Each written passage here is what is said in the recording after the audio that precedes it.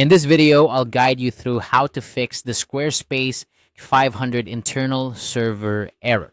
Encountering a 500 internal server error on your Squarespace site can be frustrating, but don't worry, it's often an issue that can be resolved with a few simple steps. Let's dive into how you can tackle this problem efficiently. First, you'll want to navigate to status.squarespace.com. This is the official Squarespace status page where you can get up-to-date information about any ongoing technical issues affecting their services. It's a good idea to bookmark this page or keep it handy, as it can be a lifesaver whenever you experience any technical difficulties with your Squarespace site. Once you're on the status page, take a close look at the operational status logs. These logs provide detailed insights into the functioning of various Squarespace components. You'll want to specifically check out sections like website rendering, commerce engine, or manager dashboard. These are critical components that, if experiencing issues, could contribute to the 500 internal server error you're seeing. Now let's talk about what to do if you notice there is a partial outage listed on the status page.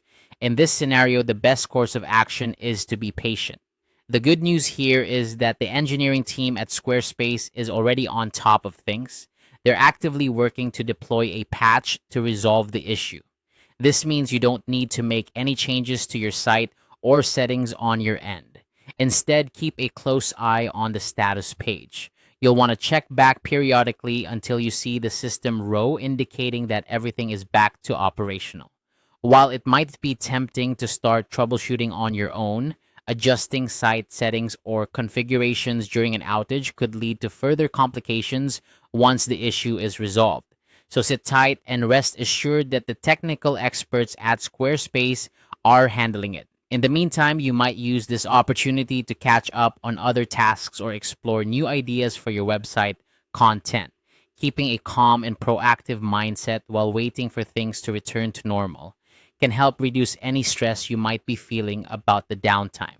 And there you have it. By following these straightforward steps, you can effectively manage the 500 internal server error on your Squarespace site.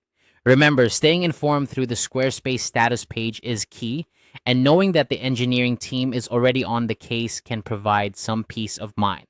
Thanks for watching, and I hope this guide helps you navigate any future technical bumps with ease.